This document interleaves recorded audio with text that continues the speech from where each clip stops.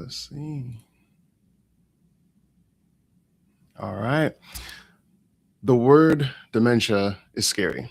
A lot of times, the word dementia is not as scary as the loss of loving your loved one, losing their memory, losing their ability to remember who you are. And I think dementia as a whole is just tough. And so in this live, what we're going to do is we're going to walk through a patient scenario, them having dementia, but also helping you understand the care that you can get for your loved one that has dementia, whether it's through personal care, whether it's through home health, whether it's through hospice, those services that you can get at home. So that way you know exactly what to do and the next steps so that when you are experiencing this, you're not alone. So let's go.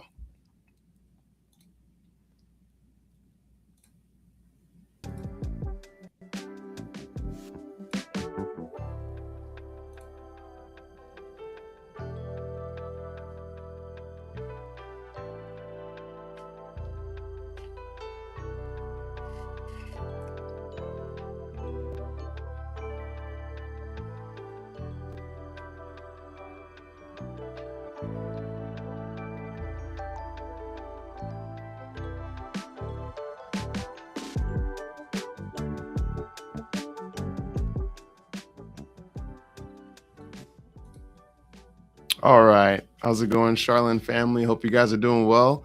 Welcome to another live that we've been doing this year for several months now. We've been tailoring towards hospice services, but today we're going to talk about dementia and home health, personal care, hospice, the whole continuum of care at home. So you're informed and can make good decisions for your loved one if you're experiencing dementia, a close loved one of yours, or someone you may know, just to understand what all help can you get at home. And so I'm gonna bring in JT, who's our executive director here as well. What's up, JT? How's it What's going? up? Good afternoon. Good afternoon. I know. It's September. It's hot. It's humid here in Texas. It's school years. My kids just started school this week, so Back to school. I know Yeah. summer went by in a blink, yeah, but yeah, like Charles said, we wanna to talk about dementia this month. We talked about falls. We talked about COPD. Diagnosis, but also breaking down, like you said, that continuum of care. I like that word. yeah, But specifically dementia because, like Charles said in the intro, um, when loved ones start to experience those symptoms and those signs, it really adds a whole nother level of care at home, the sandwich generation managing yeah. kids going back to school and parents with Whew. memory loss, some of which are still driving out here in DFW sometimes. And so we wanted to focus on, as your kids go back to school, what resources, things that are covered by insurance, things that aren't, all the things that you kind of want to know and have to know. So. Yeah, 100%, 100%. Let's dive straight into it. I know I appreciate you guys hopping on probably during your lunchtime, or if you're watching this later, welcome to the Charlene family. Hope this is educational for you and helpful for you. So we always like to go through stats. So JT, if you want to walk them through some stats and statistics of why this information is important for you. For sure. Yeah. In the US, you've maybe heard silver tsunami or the aging population, factors, longer lifespan, lower birth rate. And so those things have what it's expected to happen is by 2030, 1 in 5 people in the US will be over 65. We know here in Plano, Texas, 1 in 2 people will be over 65 by 2030. And so that's really important because, like you see there, 90% of adults want to age in place. And so age in place looks a little different for everybody, especially when we're talking about dementia here. But usually it means in place as in at home with your family, with your spouse, not, back and forth from the hospital, not rehab facilities, all these places that kind of come up at that age. And so we want to talk about what we can do from a healthcare standpoint to help someone age in place. Yeah. And kind of like we talked about is, with that huge increase of people who are just getting older, right? This disease, like where can you, what are the benefits? What help can you get? And this is where we kind of break down the pillars. If you want to talk a little bit about the pillars for Yeah, families. yeah, we're gonna talk about all of these today. Just kind of briefly over them and use a real patient story. We've been flipping around, our own patient stories, but taking a patient that had dementia that we knew and kind of how we walked that family through these pillars. And so there's home health, nursing, therapy services ordered by a doctor, covered by insurance or Medicare. Um, that's kind of that first help at home. We also see personal care, which is an added layer that we'll talk about today, which includes cash based services. And then we have palliative care, which bridges between home health and hospice. Um, and then hospice care at the end, we'll talk about as well. Yeah, yeah. So this, what we're going to be talking about today is Mr. Harold, and so like JT said, we've had the opportunity to serve thousands of patients over the last 23 years, and so what we felt has been really helpful is whenever we talk to families, you kind of have to understand what the situation is. If you just said dementia, or you just said home health, you said hospice, it's very hard to relate to it. And so what we've been trying to do is put you in the shoes of someone, and so this someone is, of course, for HIPAA purposes, we reorganize everything. So this is Mr. Harold. So we're going to walk you through Harold's life so that you can say, oh, wow, sounds like my uncle, or this sounds like my mom, or this sounds like my husband. Ooh, like I need to figure this out. And so this whole live is really a basic, very simplistic way to understand healthcare at home for your loved one with a condition of dementia. And so that's what we're gonna tie that into everything. So when you think about dementia, very basic. You can chat GPT it, you can Google it, but we really want you to understand, specifically dementia. It's a general term for decline in memory, right? And so it could be decision making, it could be interfering with your day-to-day activities, it could be losing your keys more frequently, it could be so many things, right? And I think a lot of times families don't realize, oh, Harold's just getting old, he's just forgetting things, right? But if these are signs and symptoms, that's where we kind of like to tell people, make sure you talk to your doctor, right?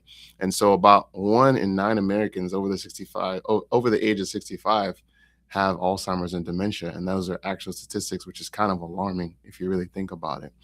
And so, when this happens, it's so important to have people around you, resources around you, the knowledge that you're doing right now. Thanks for hopping on and watching, so that you can make an informed decision about what is dementia. And so Harold, this is the story of Mr. Harold. He's had his wife Ruth, raised 3 children over the years, and Harold was always fixing something. He was a handyman. Everyone loved him, and that's kind of like our lives, right? We live lives, we do things. You may be in your career, you may be a nurse, right? You may be an engineer, and you live your life, and life is pretty good. But now Harold has lived a good life. He's now 91 years old. And now these are the things that, we start to see now. Like he's starting to repeat his questions over and over. He misplaced familiar things, and he's becoming more confused, right? And so now he's starting to fall more. And also, one fall led to an ER visit. And so these are things, this is life. We all go through these things, and, health is a part of us, and a part of all of us. And so we all go through these things. And that's where we come to the point where, okay, now, he's going to need some type of help. And that's where personal care comes in. So, JT, you want to walk Harold through the story of like what is personal care and how does that entail with his life? Yeah, no, all those things, especially if Mr. Harrell's not living with an adult son or daughter, and he's at his home that he built and wants to be at. Sometimes the family's looking for like supervision or just minimal assistance, you could call it. In healthcare at home, we sometimes call it non-skilled assistance, which is just the difference between a physical therapist or an RN versus a caregiver, who may or may not be licensed, but that person is there to do, help with meals, companionship, help with those activities of daily living or ADLs. And so personal care is usually done in hourly shifts. So they can be 8 hours a day, 5 days a week. They can be 3 hours a day. Thanks, Charles. No, I gosh. So here's what personal care is. Like we said, these are the things that they do. And so how are those hours paid for is always a huge question we get, because there's an assumption that healthcare help anyone at home like that falls under health insurance, and unfortunately it doesn't always. Yeah. And so there's private pay, cash-based services. We're in Dallas Fort Worth, and so they can range anywhere from 30 to 50 an hour. um, Out of state, other states might be different, but we can speak to that. For long-term care insurance, usually how those work, if you reach out to your long-term care insurance provider directly and ask, you know does my policy that I've been paying into for years and years, does it cover personal care, aid services, or homemaker services? They'll reimburse you for those cash hours. And then for our veterans, it's a huge benefit that not a lot of veterans know of, it seems Yeah. like. But whether you've been to the VA ever before or not, you can get set up through the VA to receive those non-skilled hours at home. And then Medicaid as well does have aid services as well in their programs.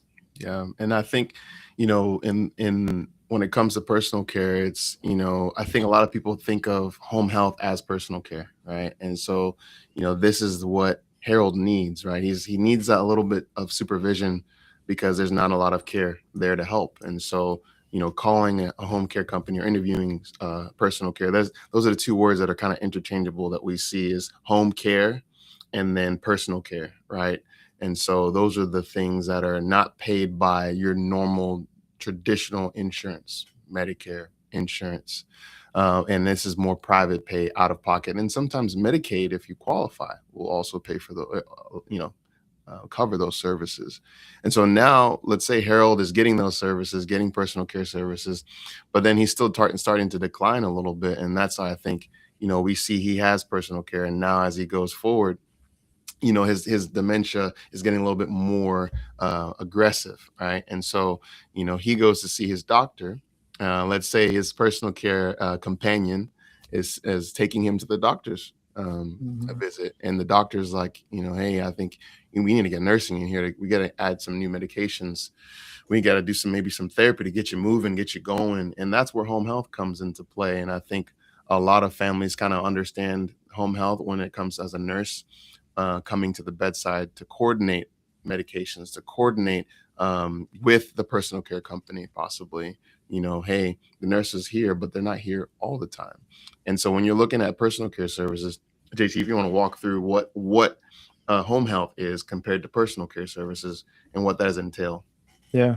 Home health is another great benefit under Medicare or underneath commercial insurance where you can get skilled care at home. And so the criteria that always have to be there for home health is you have to be homebound, Mhm. which does not mean bedbound. It does not mean you can't get off a chair. It means it's a taxing effort to go to a PT clinic or to go to the doctor's office, and you have to have a skilled need, and you have to have a doctor that supervises that. And so those three things have to be there first. And then if those are all there, and that doctor introduces home health or writes the order for home health, that's where skilled nursing, physical therapy, occupational therapy, speech therapy, a social worker, home health aide, those are covered by Medicare insurance. And so it's covered by Part B.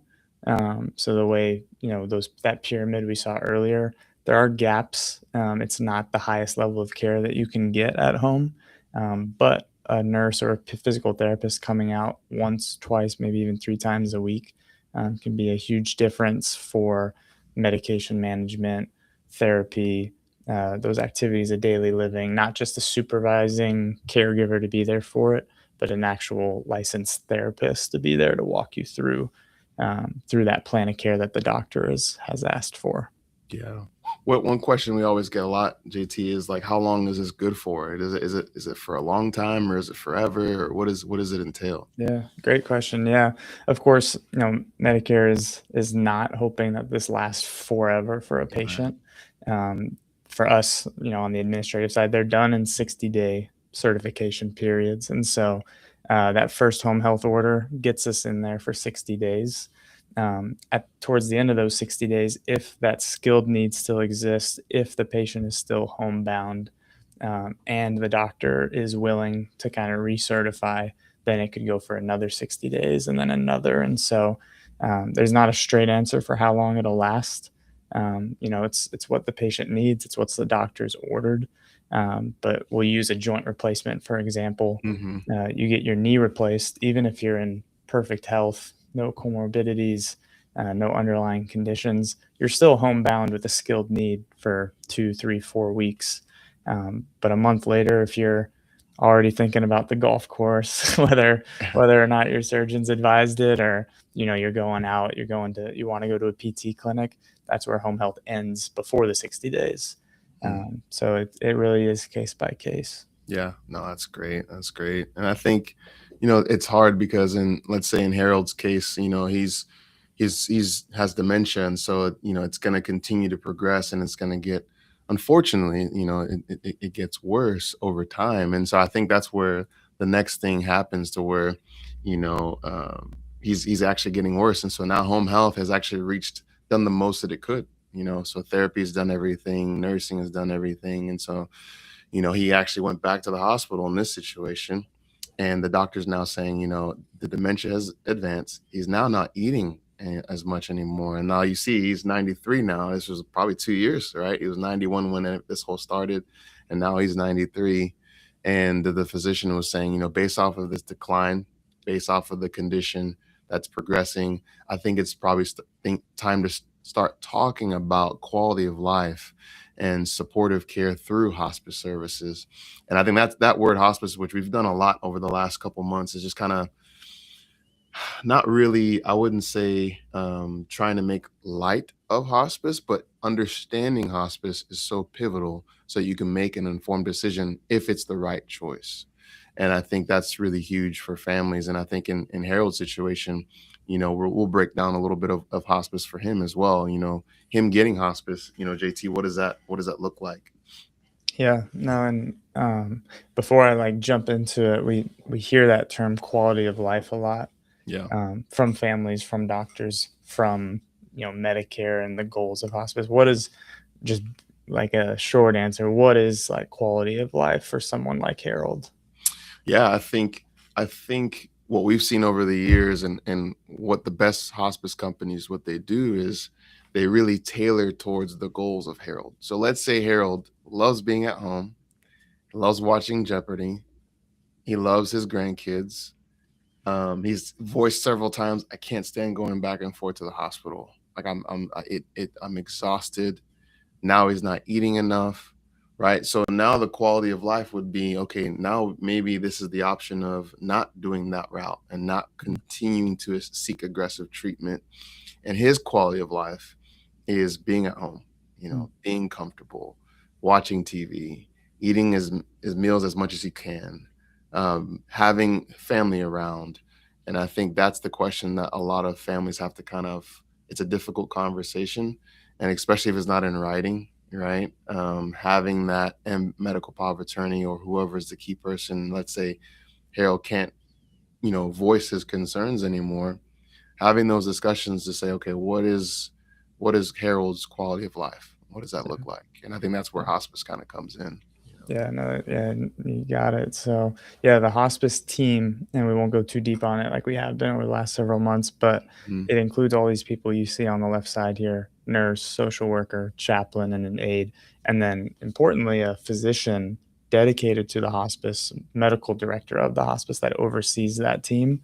Um, we have patients that love their PCPs and have had great oncologists that have walked their family through very difficult times, or just been there for them for a long time. And the reason hospice has that physician to oversee it is because they are specialized, just like Mhm. any of these specialist doctors for different parts of the body.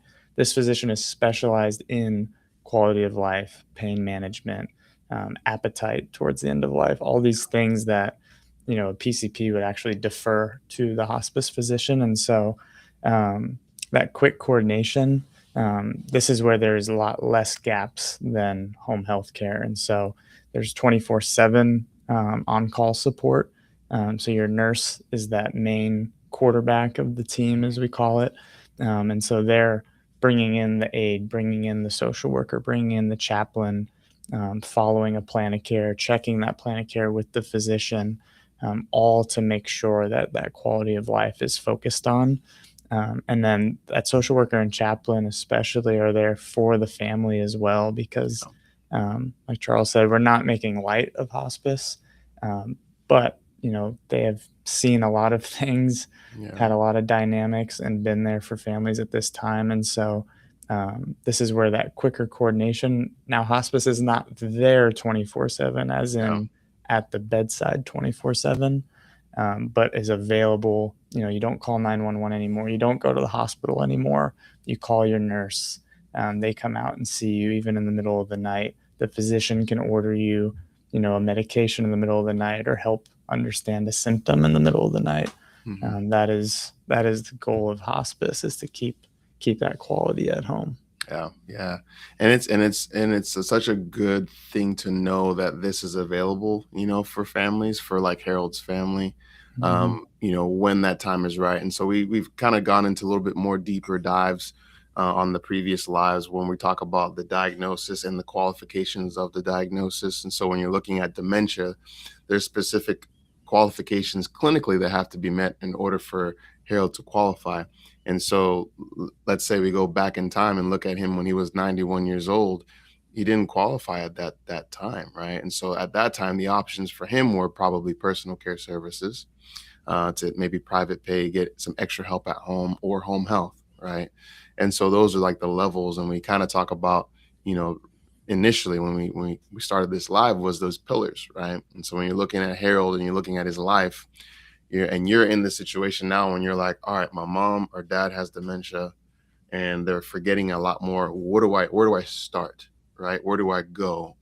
And so when you looked at Harold's life, you look at, okay, the options are, number one, we would say, and we talk to families all the time, is does he have a PCP?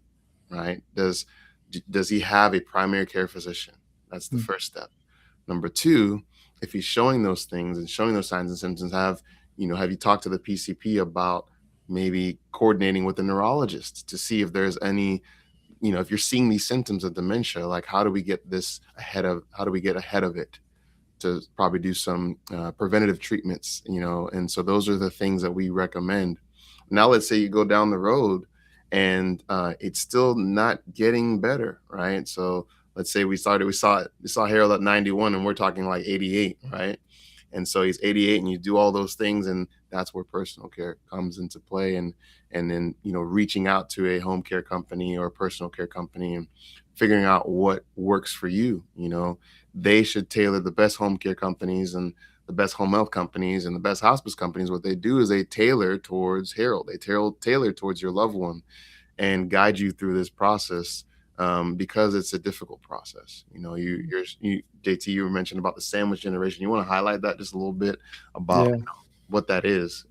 Yeah, no, they say the sandwich generation, not there yet, but when you have aging parents who have dementia or have a new cancer diagnosis, and you're coordinating phone calls with their doctor, phone calls to your siblings, but at the same time you have little kids and they're in school, and so that's that sandwich on top of being an adult and having your own job and your own problems. And so these care options can help alleviate a lot of that stress. If you have a nurse that you can call, Yeah. if you have a doctor that is a good PCP that can respond back to you if you have any questions or concerns. And I want to go back to what Charles said in the intro about the continuum, specifically for dementia, where we've Yeah. seen, um, you could call it like success stories, or like, Hmm. just like a very wholesome story, I guess, would be when the family on that continuum at the very beginning, before personal care, before home health, they've talked to their loved one, their parent, about Yeah. what they want as they age. Yeah. Especially with this diagnosis, there's going to be potentially a point where they're not going to be able to voice their wants or their wishes. Sometimes it happens really fast. And so the early you have those types of conversations with your loved ones about, like, hey, if you're not able to bathe yourself anymore, like, and you had an aide come in, would you want them there 5 days a week? Would you want it to be a male or a female? Do you care? Like, there's just all these questions Yeah. that people don't consider sometimes, but when they do introduce that early, that's where we see, you Yeah. know, a very satisfied, you could say, family, Yeah. including the patient. Yeah, and over the years we'll probably put in the description a couple tools. The Conversation Project. This Mhm. video is not sponsored by the Conversation Project at all, but I think it's just a great tool we've given to families to, like, because it's difficult to have that conversation. Like, if your dad or your mom is doing okay, and you're just me and JT joke about this all the time. You're Sunday night football, you're watching the Cowboys, and you turn over and you're like, "Hey, Dad, like, what are your end of life wishes?" You just don't have that conversation. Right? Like, you don't do that. It's hard, but the reality of it is you have to.